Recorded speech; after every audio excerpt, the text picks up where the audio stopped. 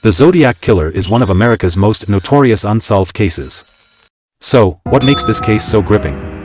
Back in the late 1960s, Northern California was thrown into a state of fear and confusion as a serial killer, known as the Zodiac Killer, struck terror into the community. Who was the Zodiac Killer? The Zodiac Killer emerged as one of America's most infamous and elusive criminals, operating in Northern California between 1968 and 1969.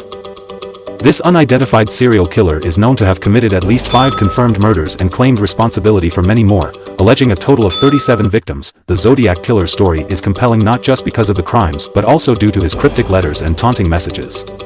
He sent taunting letters and phone calls to the media and police, often including cryptic messages and ciphers that only he could decode. The Zodiac Killer's first known attack happened on July 4, 1968.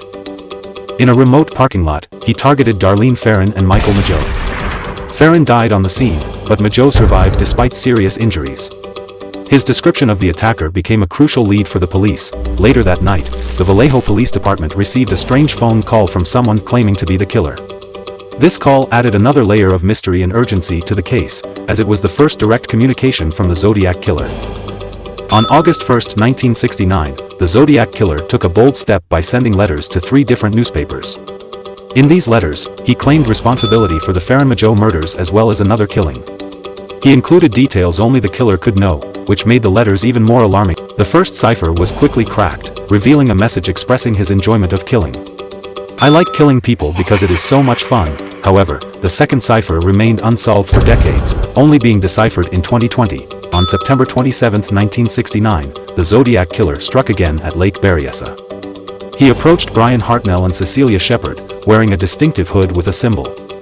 Using a gun, he forced them to comply, then tied them up and attacked them. Another brazen act occurred on October 11, 1969, when the Zodiac Killer murdered Paul Stein, a taxi driver. The Zodiac Killer's crimes followed a pattern. He targeted young couples, usually attacked on weekends or holidays, and often committed his crimes near water. The Zodiac's letters continued until 1974.